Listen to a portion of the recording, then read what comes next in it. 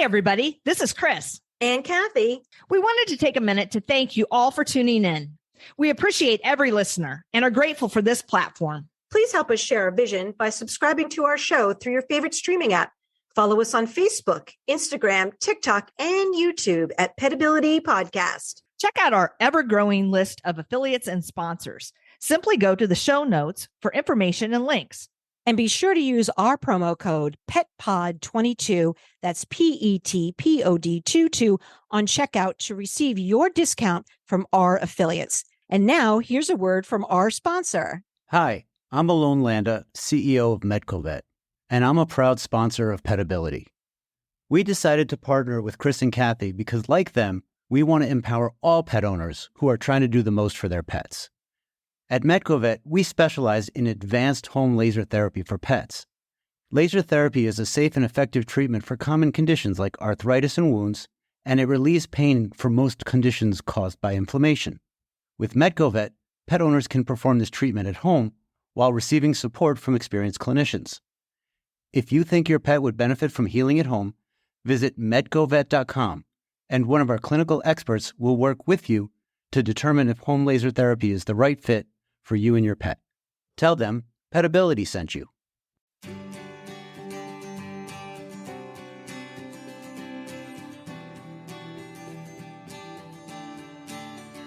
Welcome to Petability. I'm your host, Kathy Simon, certified veterinary technician and certified canine rehabilitation practitioner.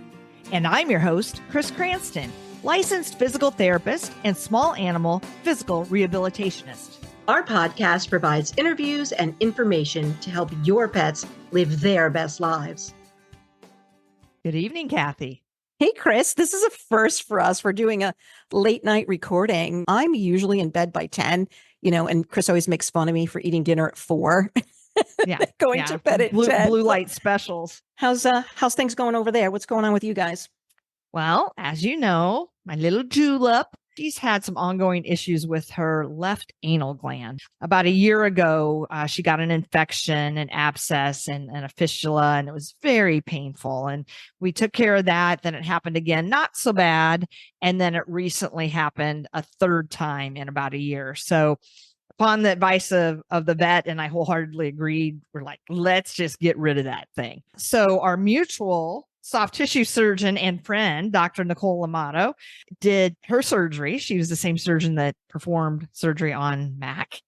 Beyond, keeping her in the cone of shame, as they say, to keep her from looking at it, keeping her quiet, which was hard because she was feeling good very quickly, getting her on her medications. But I also religiously used the MedcoVet Luma, which they have a whole protocol for red light therapy on the anal glands for anal sacculitis. And it's a common problem. So if any of you listeners out there are struggling with managing anal sac issues, it's something you might want to consider. So again, shout out to our friends at MedcoVet Luma, reach out and they can get you hooked up. So there you go. So many great benefits there, Chris, helping with the inflammation during recovery and the pain management. Speeding up recovery. It's speeding up the recovery. Exactly. It's like I always say, you're putting healing in the hands of the owner. And she was feeling really, really much better, much faster, probably. Yeah. And actually, I had an appointment with my other dog to our primary vet.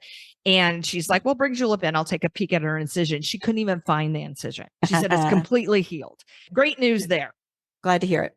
So we'll pivot here to the subject of our podcast today. We've always been interested, I think, in different activities and things to keep our pets and particularly our dogs stimulated and challenged and, both physically and mentally. And I, as you know, have done a little agility and some obedience with my Cavaliers. And Kathy, you do nose work with your pug Mac. So we thought it was high time that we highlighted another sport, and this time it's Flyball. So many of you may not have heard of this sport. My first exposure was when I owned Flow Dog and had a pool, a therapeutic pool. And this dear committed client brought her pack of dogs to swim in the pool, cross training and conditioning. And all of them were border collies, except she had one Jack Russell, which I was very curious about. Bo was her star, and they competed nationally. And all I really remember is that it was very fast paced. She showed me some videos. It was amazing and very loud. Lots of excitement, lots of barking going on. So, Kathy, one of the unique things about this sport is that it's a team sport. And, usually when we think of sports, we think of the dog and handler team, right? But in this case, it takes on a whole new meaning because there's actually a team of people and their dogs that are competing. So there's a lot of strategy involved. And, when I was thinking about this, I'm like, gosh, it kind of reminds me of way back when I was in high school and I ran the shuttle hurdle relay. So I think you guys will be able to appreciate more as you continue to listen here. Anyway, to tell us more about the sport of flyball, including the teamwork, the strategy, the training involved, the conditioning, common injuries, and why people love it, is our guest, Nancy Denier, coming to us all the way from Portland, Oregon on the West Coast. So here's a little bit more about Nancy. Nancy Denier has been a professional dog trainer in the service dog industry for the past 24 years. In her spare time, Nancy spends time with her own dogs training and competing in flyball, nose work, and Schutzen. She also works part-time for fun at a pet dog training facility where she teaches therapy dog and scent work classes. In the sport of flyball, Nancy has been participating for the last 17 years, and she started her own club called Elusive Flyball in 2016 in the Portland, Oregon area. Nancy was also a judge for the sport for a handful of years. Welcome to Petability, Nancy. We are thrilled to have you. Welcome, Nancy. Thank you so much. I'm really happy to be here. Can you just give us, to start off with, a brief history of the sport? Yeah, of course. So flyball is a fairly new sport in the grand scheme of dog sports. I believe it was sometime back in the 70s. There was a guy in California. He developed a tennis ball launcher. Somehow somebody got their hands on it, started playing with it with dogs. And then the first team was formed around the Toronto, Detroit area. And I believe that was in the early 80s. So, it hasn't been around that long, but it is certainly gaining speed and gaining popularity and has blown up all over the world, which is a fantastic thing. Nancy, can you describe it? Because I think that people probably at this point still have no idea what we're even talking about. What does flyball look like? Absolutely. So flyball is a relay race and it's a timed sport. Essentially, you have a team of 4 dogs racing against a team of another 4 dogs. They have identical straight lanes that they run down. It's 51 feet. There's 4 jumps. And at the end of the lane, there's a mechanical box. So imagine a little bit of a wall at an angle, angled upwards and away from the dog. And that box has a spring-loaded mechanism in it that when the dog pushes it with their feet, it shoots out a ball. So your dogs go down the lane over all 4 jumps, hit that box, catch the ball, and carry the ball back down the lane. And then once they do that and cross that start-finish line, the second dog goes, and then the third, and then the fourth. So you have this team of 4 dogs racing against this team of 4 dogs, relay style, timed. It is action-packed. It sounds like it's a tremendous amount of coordination for the dog. If you think about it, they're using their fast twitch muscles. They're taking off at high speed. They're jumping, and then they have to catch the ball, right? And come back. That's a lot of, from a rehabber's perspective, that's a lot of dynamic movement, having to understand where your body and where your limbs are. Absolutely. And, a lot of training goes into that, specifically that work on the box where the dog runs up to the box. They have to adjust their speed so that they can make a safe and appropriate turn on that box. So imagine a lot like a swimmer when they get to the wall, when they're swimming and racing each other, and then they push off with their back feet. Dogs do that the same way. So they're going to run up, jump on the box, push off with their back feet as they're catching that ball. So it does take a lot of coordination and a lot of focus and also just a whole lot of practice. Right. It's the perfect analogy when you described it about the swimmer getting to the end and then turning around and then pushing themselves off with the feet. It was the perfect image for me. And that's new to me. I had no idea that they sprang themselves essentially off the box with their back feet. I had no idea. Yeah, it's amazing. Ideally to shave off the most amount of time, of course, because this is a timed sport, that's important. Those dogs oftentimes will be literally sideways as they're approaching the box and land on it with all 4 feet at the same time as it's triggering the ball and they're catching it. And then they shove off with their back feet to get themselves kind of launched off that box and back into the lane.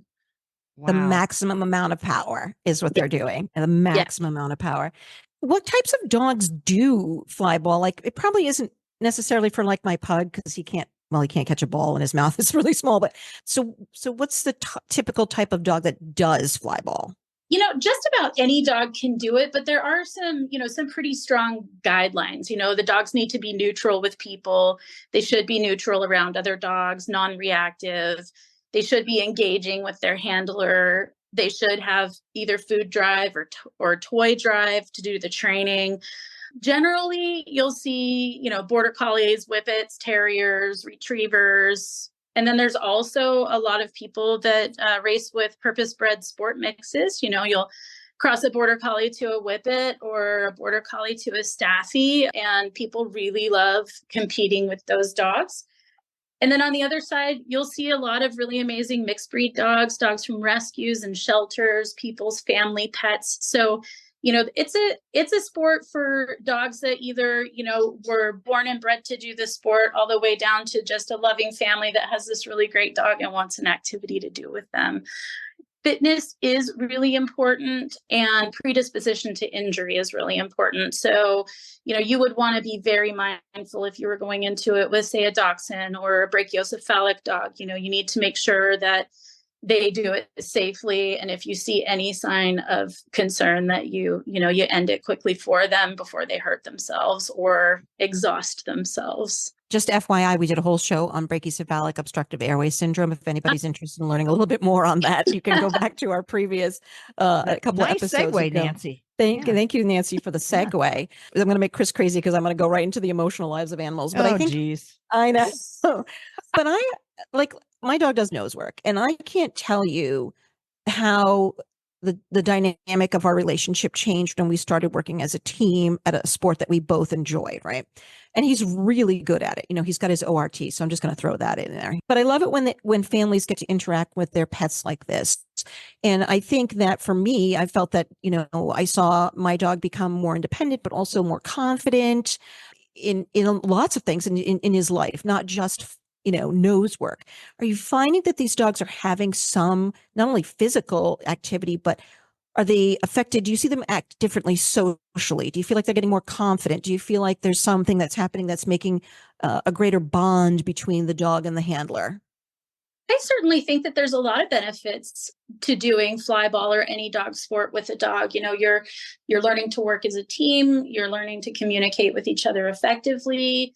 You're building a bond, like you said, together, and you have a goal. So a lot of times with flyball, the technique of, doing the hurdles, doing the box, doing the passing. Yes, that's very important, but it's also important to make sure that you have a dog with really good impulse control, a lot of really good attention to their handler, a dog that you can control while it's excited to go out and race. So there's a lot of things that the dogs can benefit from. But then also something when you're getting new into flyball is that it's not just, a Saturday afternoon, you go to your club practice, get a little bit of a lesson, and then go home and go back the next week. You get sent home with homework. A lot of newer flyball dogs and newer flyball people get sent home, with a goal to achieve, just to help them get through that training more quickly. One of the things I learned from nose work, and I know it translates to agility as well as flyball, is it made me aware of how much my dog is paying attention to my body language. Subtle movement of my hand, the position of my feet, the movement of my shoulder, and how connected the dogs are to just watching and observing their people and what they're doing and taking these cues in, constantly. It's a fascinating. It really is. It really is. And we have a lot of times where, we have handlers, either we need to take their dog down a notch while it's learning because it's just a little too excited to do it, or we need to build a dog up a little bit. So, there's a lot of coaching that goes into the handler of, be more interesting, be more exciting, run away from your dog so they chase you, be joyful, or, hey, let's have this dog on the sidelines and just make sure we're getting, some attention and some engagement with the handler before we go into the ring. So it's on both ends for sure, but there's always a benefit. Well, I was going to say, how great is this? Because we know coming, off the COVID pandemic and things there, people got a lot of dogs and then have gone back to work, and the dogs have a lot of anxiety, separation anxiety and so forth. So, to have homework is probably a very welcome thing for a lot of these owners that, are looking for something to do with their pet. They don't want to just show up on a Saturday. It's like, how do I engage my pet? How do I wear it out?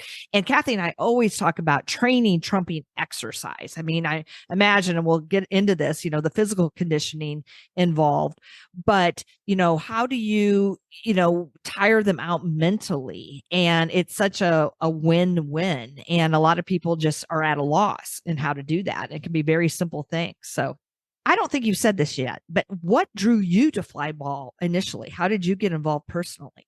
I kind of got thrown into it. I had adopted this really cute little pit bull from a county shelter.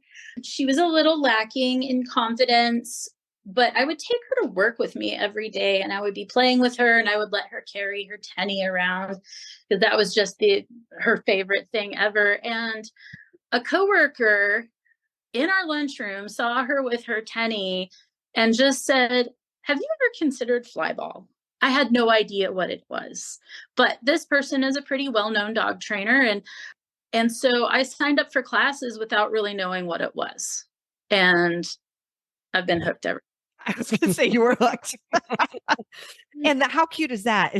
Tenny is your nickname for a tennis ball? Yeah. So cute. Let's talk a little bit more about like the team dynamic and the strategy involved in the 4 dogs. Like, how do you know who runs first, who runs last? What's going on there? And what are the handlers actually doing during a race? Yeah. So there are some terms that we use, such as start dog, which is the dog that goes first, and your anchor dog, which is your dog that goes fourth. And then dogs that are second and third, we consider them, quote, in the pack, quote. So your start dog oftentimes is a dog that is very fast and is very, very consistent with its time. And the reason that you use that dog as your start dog is that the race starts when a light on a pole turns green. Now, much like drag racing, it doesn't just turn green. A series of lights light up from the bottom to the top. And then at the top, another light lights up, which is yellow, another one yellow, another one green. And so what you need to do is to be able to time those yellow lights, and when you send your dog from what distance, to shave off the most time of that race being started, because the time starts when that light turns green. So some people can get it, dialed down to the 100th of a second. It's absolutely amazing. Wow. So generally, it's a very consistent speed dog that starts the race. And it's also someone with very good reflexes with that dog to be able to let them go and shave that time down the most. If you go too early, then it's a fault and you potentially lose the race. Dogs in the middle, fantastic, wonderful in the pack dogs. The dog at the end, oftentimes you would put the dog that actually knows it's racing the other team and wants to beat them and will totally bring it if they need to. So going back to the start dog, I forgot that they're not just starting at the start line. I'm thinking back to my hurdles in high school track. The handler is holding them at a specific distance behind that start line so that you mentioned that timing, and they're basically at full speed when that light turns green and they're at the said start line, right? Yeah. Yeah. It's wild. I handle a start dog. She's not always in start, but she sure loves it.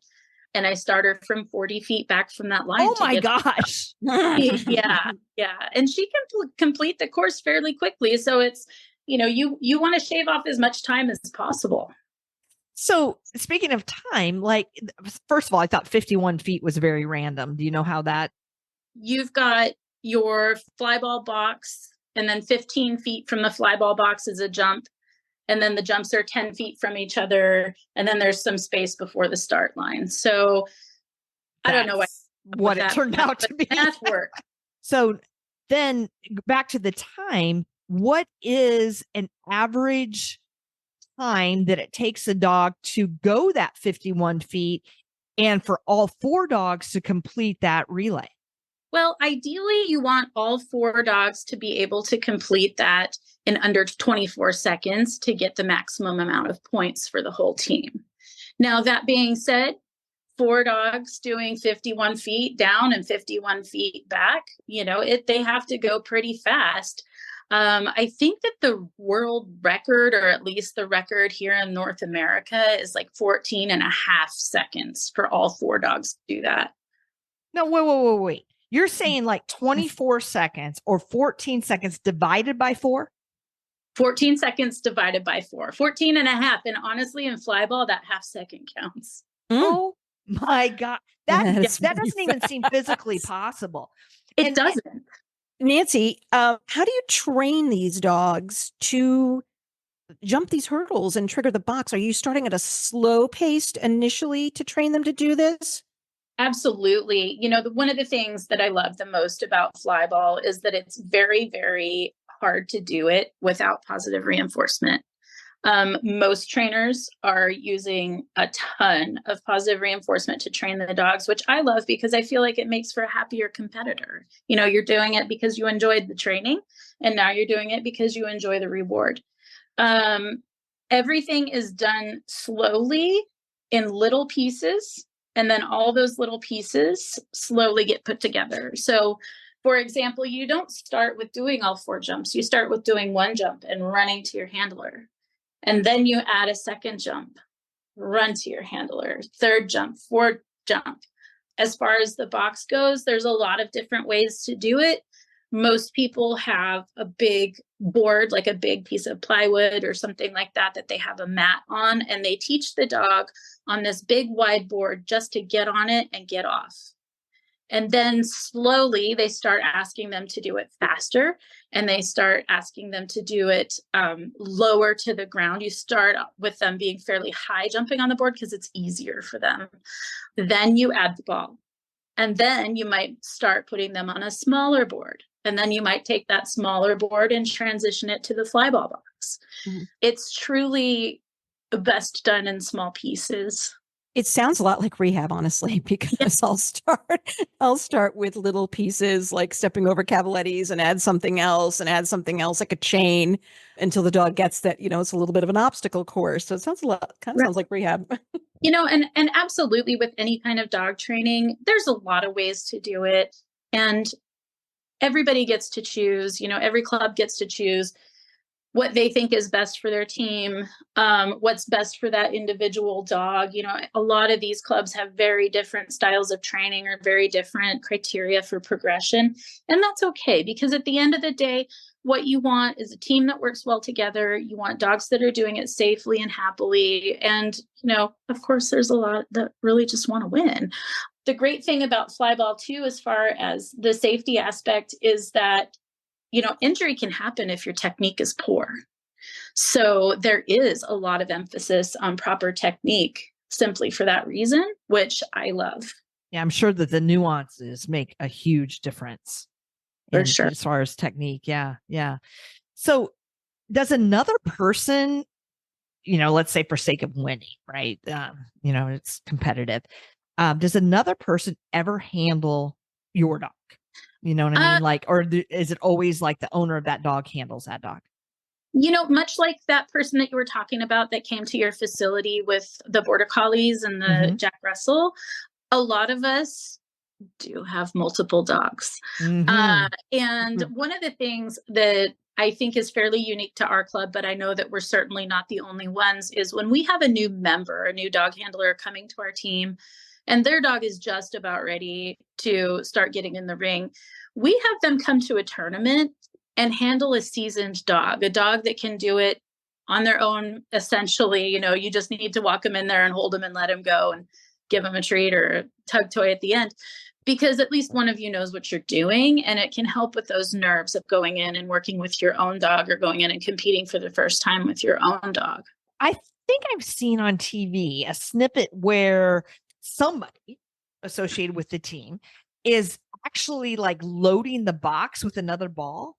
Yes, your most valuable player, in my opinion, is your box loader. That person that stays at the box and for each dog makes sure that not only it's the right ball, because a lot of dogs like, some like a tennis ball, some like a chuck it ball, some need a little squishy, compression-y ball, it's wild how many different kinds of balls you'll see at a flyball tournament. But, the heart wants what the heart wants. And if the dog wants to chuck it, you give them the chuck it. And that person not only has to remember the order of dogs that are running so they can be prepared, but they also need to know which dog gets what kind of ball, what side of the box, because some of the dogs are right-handed and some are left-handed. And then also, if there's an error, they can reload the box for that dog that had the error, and they can get a chance to redo it at the end. So they got to be on their feet. And I tell you, there's nothing better than a good box loader. What if they drop the ball?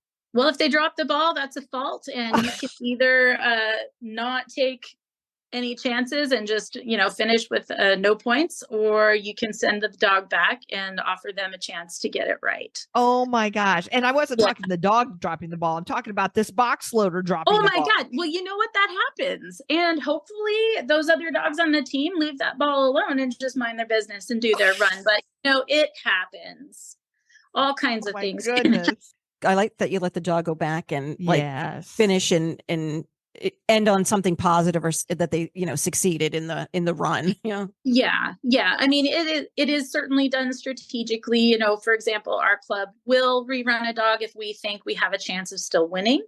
So for example, maybe the other team had an error too, or if we feel like it's a confidence booster for the dog. If it's simply just to have them redo it, we won't do that. We want our dogs to only use the energy that's absolutely necessary. So talk about more of these faults, because you said like if the dog doesn't get the ball, or if maybe they, cross the start line before the light turns green. Mm-hmm. And then what does that mean? Is it time that's added? Sure. So if the dog starts a little early, we just call it an early start. And that means that dog has an error. So what you would do is take that dog to the back and then get it ready to rerun at the end if you think you're going to win. So again, like dropping the ball, like we talked about earlier, it gives the dog a chance to redo it so that all 4 dogs have completed successfully, and potentially you could be eligible for a win.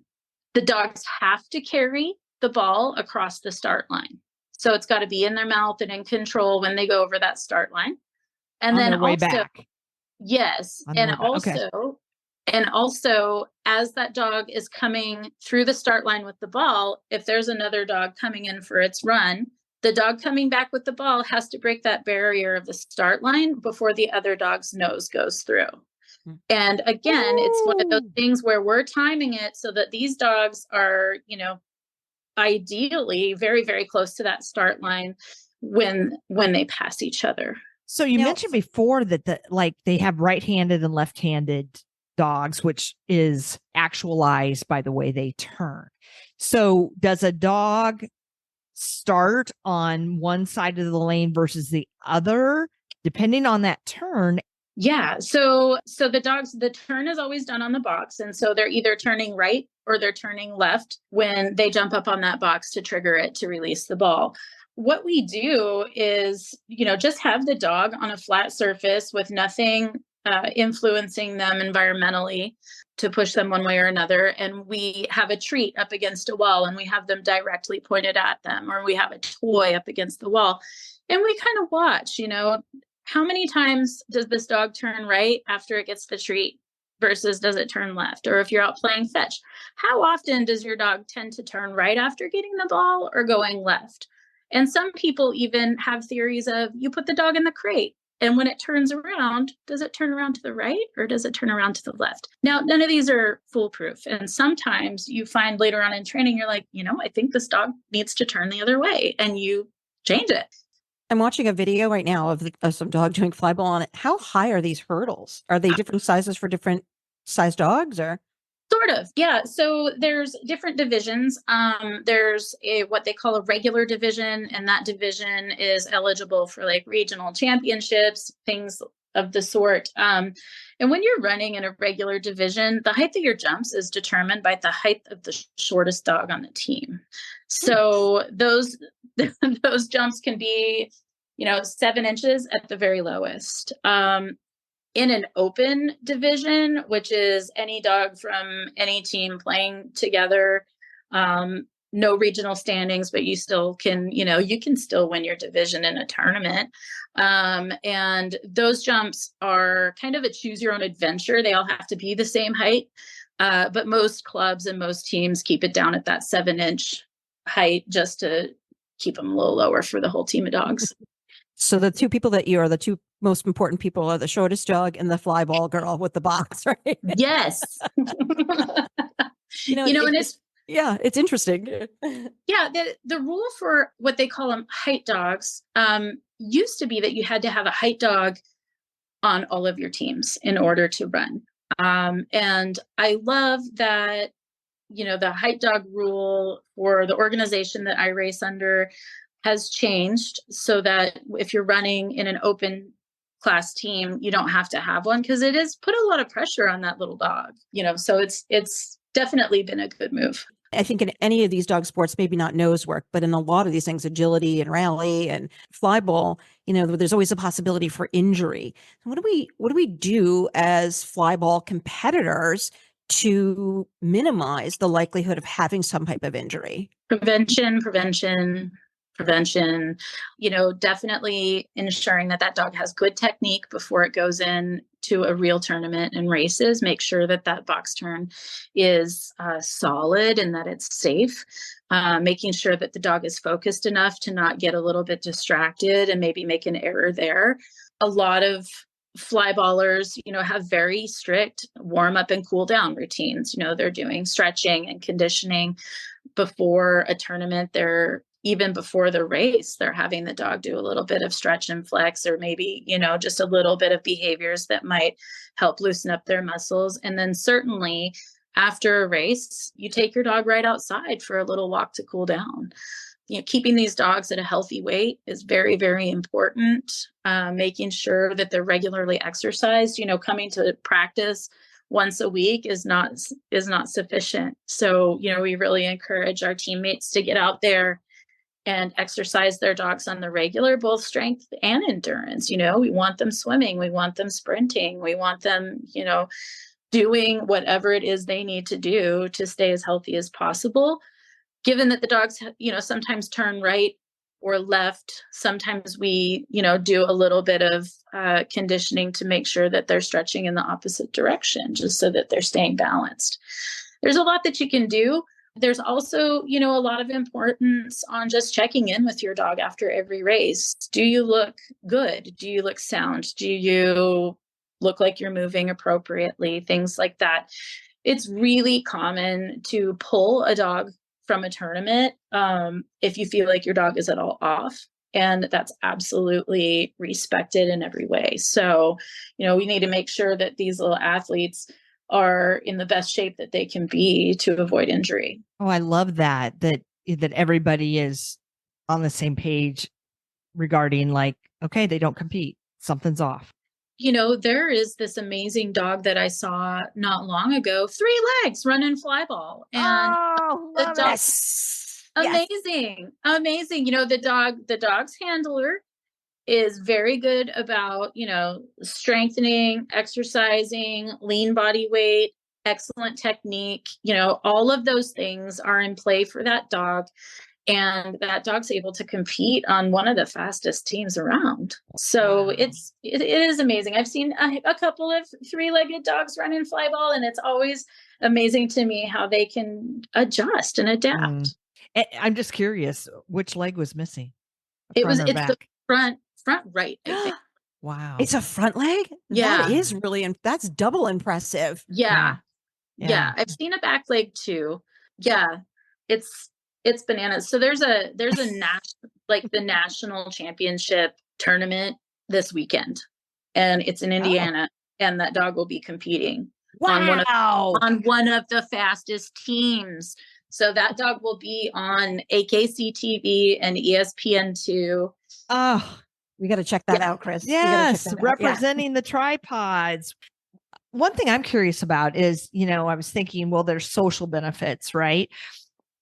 But I would imagine that, you said like the dog should be neutral. Well, obviously, not dog aggressive or any of that sort of thing. But are you generally discouraging socialization between dogs or between dogs and other people, that are around in this sport? Well, last weekend, my team had a get together, and most of the dogs were running around in a field together, a bunch of young dogs.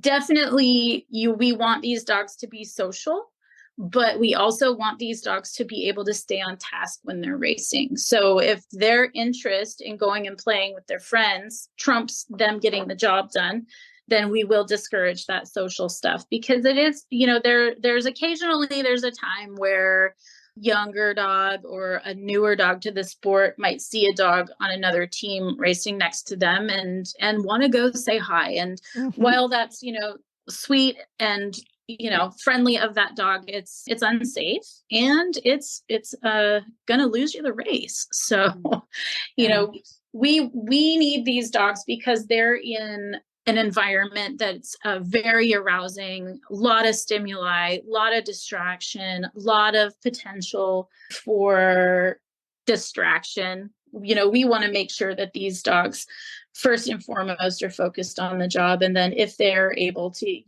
visit with teammates and things, that's totally common. You'll see us with our teammates' dogs in our laps and, going and walking each other's dogs and staying in hotel rooms together and all kinds of things. So it is very social.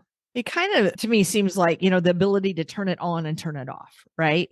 So I think, some of these dogs that, you imagine like even search and rescue dogs, if they were constantly, thinking that they were searching for something, that would drive them nuts, but they know when they're working. And so like in this sport, they know when they get to, what do you call it? The facility, the arena, the ring. Yeah. The ring. Yeah. That they're like, okay, now it's time to focus. Here we go. And you're looking for that kind of attentiveness. Right. As long as the dog has proven that it can mind its own business and get the job done, then we're fine. Mac has a special nose work harness. Like, it's different from his regular harness. So when we walk with his normal harness, but once we get to the arena, we switch it out. And I feel like it's a good cue for him to go, okay, we're working now. This is working. We're working now. Yeah. Funny enough, I have a dog named Mac also, who is also a nose work dog. And we do the same thing. He has his work suit and his casual everyday attire. He has a business suit. It's all business. Party in the back, business in the front. And as he gets used to the sport and, used to the venues and seeing the volunteers and all of that, he's going to know exactly what to do after a couple of goes at it. And it's interesting to me too, just how different my dog is when we are actually competing versus when we're working. Like when we're working, it's fun just in general, but when he gets to a trial, he's business. He knows what he's looking for. I wish that my Mac was like that.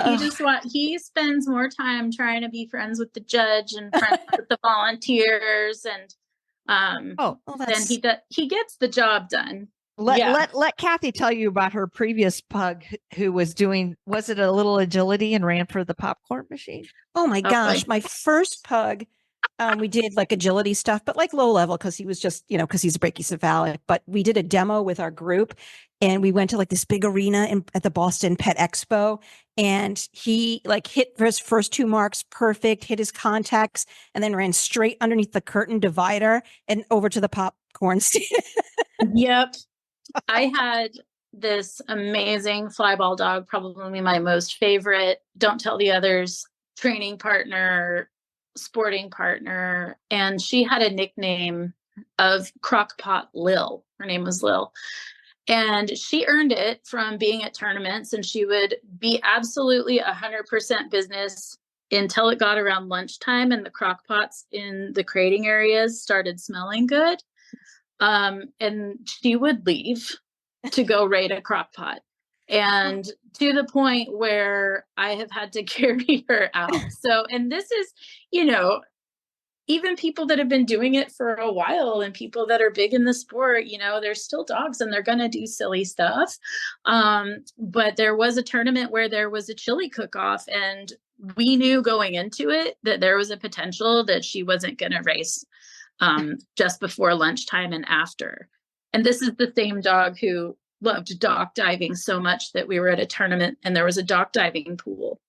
And during a race, she ran down her 4 jumps. She hit the box. She got her ball. She brought the ball back over the jumps. She passed me and took herself dock diving. So you have to have a sense of humor in dog sports. You got to love a dog that can think for itself. Just hopefully they do it safely. As we're getting ready to wrap things up, is there anything, Nancy, that you'd like to say about the camaraderie between, the people? I know you just mentioned that you had a picnic or something recently. It sounds like it's a real community that's built around Flyball. Yeah, I mean, every club is different and every club develops its own culture. And something that I encourage people that are new at the sport is to go find your people. It's okay to change clubs and find a club that works better for you. This club that I started a number of years ago has grown from just a couple people into this amazing group of people. And I know it sounds dorky to say we're like a family, but we truly are. We do social things together a couple times a month. Maybe not everybody comes, but we'll go to a movie, we'll go to dinner, we'll go to some event together, totally not dog related. And when times are good, people are there to celebrate. And when times are rough, we really, really come together and support each other.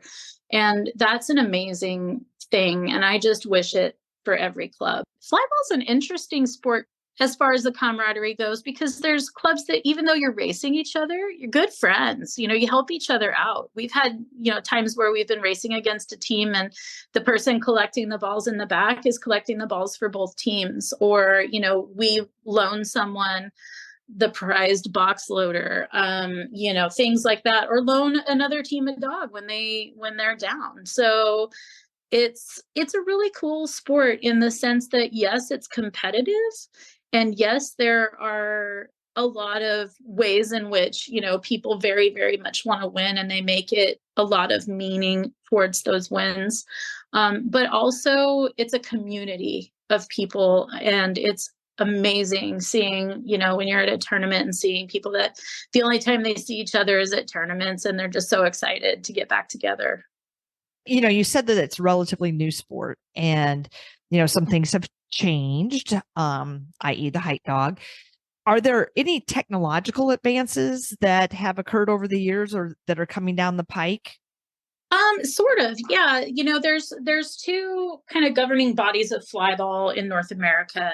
The sport is the same for both of those organizations. It's just that, you run under one or another, and some people run under both. Kind of like, I think agility has the same thing where they have a couple of different, many different governing, whatever. I don't even know what you would call it. Yeah, you're right. So, governing bodies. Yeah. Many different ones.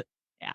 So there is some things that are changing, like the width of jumps have gotten a little bit wider, for safety. The lights have been changing over the years. I don't know how many different styles of lights I've seen. in my ears, and there's new ones in the works that I've heard. So things are always evolving, and I feel like they're all usually evolving for the better, and anything that has changed in my years of flyball has been oftentimes driven by safety, which is wonderful. The size of the face of the box has gotten to be a little bigger, so those dogs can get the whole body up there more safely. Width of the jumps have gotten wider. Height dogs not needed for open teams, so that you're not, overrunning those little dogs. So things are always changing and evolving. Training techniques have changed over the years. The kind of dogs that people are racing has changed over the years. It's just amazing just to see it grow. That evolution and recognition for safety is really important. So before we close, Nancy, are there some typical injuries that people need to watch out for in this sport? Definitely. The most important thing to make sure is that your dog is doing the turn safely, your dog's navigating the course safely. Just like any sport, there's potential for injury. You get standard, sprains, strains, iliopsoas injuries. Sometimes toes get nicked on a jump and they get a sore toe. It's not that often. And it's just important to make sure, again, the prevention of it, keeping a healthy weight, keeping the dog fit, keeping the dog, stretched and well exercised is really important just to prevent all of that. Thinking of prevention, when I was studying up for this discussion, I read that whiplash is a potential. Oh, yeah. And again, that's going back to the technique, though. I mean, I remember this actually in studying for my certification as a canine rehabber. They showed a video and it was in slow motion of a dog hitting a box poorly. And the amount of compression and, just again, that kind of whiplash. It's almost like watching the crash test dummies, when they slow it down. Oh, yeah.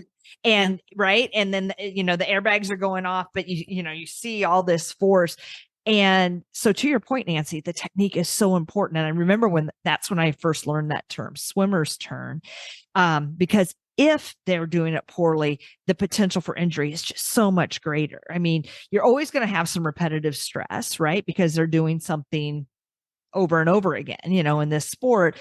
But to your point, looking at them, do they seem healthy? Do they want to do it? Are they looking good, post run? Any activity you have the potential for sprains, strains, particularly the ACL or CCL in dogs. You have, inflammation potential from overuse, but especially poor technique. And then, the paws, the toe, potential fractures or torn pads or what have you. But I was just thinking, in terms of conditioning to prevent this stuff too, I mean, their core has to be so strong. And, the shoulder and pelvic girdles and that shock absorption ability, they're having to turn so quickly on a dime, the acceleration and deceleration. These are all the things that Kathy and I typically tell people not to do with their dogs in rehab, right? Because we're trying to, get them better. But, saying like, well, you may not want to play fetch with your dog that's coming off of an injury because of the quick turns, because of the explosive, they're excited for getting that ball, but their body may not be ready for it. So in the world of flyball, you have to imagine that there's this potential for injury and doing all these things to prevent it. So the core strengthening, the conditioning, the endurance, flexibility for making those tight turns, besides the form and technique and things that you talked about, allowing appropriate rest and recovery. You mentioned the warm up and cool downs, and then ultimately seeking vet care, especially like a sports medicine specialist, to catch injuries early, to not ignore things. We always say, Kathy, don't we, that it's like you as the pet parent know best. If your gut is telling you that something's off, it probably is. So listen to that feeling and, take heed. Nancy, why don't you end the show with giving any advice for the new flyball enthusiast? Absolutely. The biggest thing, again, is just to take good care of your dog, honor your dog's body, honor your dog's mind, do your homework, Find a club that you feel like you mesh with well. And when you're training with your dog and you're just learning, there might be other dogs in the room that are training alongside you. And don't ever compare yourself or your dog to that other dog in the room. It's truly, as it's a team sport, sure, but it's also you and your dog, and just enjoy the journey together. That's great advice. I think it's so hard not to compare, whether it's your dog or your child. Yeah, right. Absolutely. Right. Well, are there resources, Nancy, that our listeners can go to learn more about Flyball? Yeah, absolutely. So there is a couple of websites that you can go to. There is the NAFA, it's the North American Flyball Association. That's flyball.org. And then there's also the United Flyball League, and that's u-fli.com. Those both have a lot of information in them. Also, they both have resources to find a team close to you. And then you can reach out to those teams to see if they have classes or are open to new members. If you don't have a dog and Flyball sounds good, or you don't have a dog that's a, competitor type and you think this sounds good, we need box loaders. We need support staff. We need people to help run dogs. We need people just to join in the fun. And that's a possibility for you too. You don't even have to have a dog. You just have to have good timing and coordination. Yeah. I'll just come to the parties, Nancy. I love a good crock pot too. That was her whole everything, that dog. Well, this has been a real pleasure, Nancy. You're obviously an expert in this sport. You've been doing it a while. You know all the ins and outs. As mentioned in your intro, you were even a judge. So, wow, we couldn't have had a better guest on Petability to discuss this sport. So, hopefully, you'll get more joiners out there to pursue this. I sure hope so. Thank you for joining us. We hope you enjoyed our show. Follow us on social media at Petability Podcast. And please check out our affiliates and sponsors. Simply go to the show notes for information and links. Thank you, and tune in next time.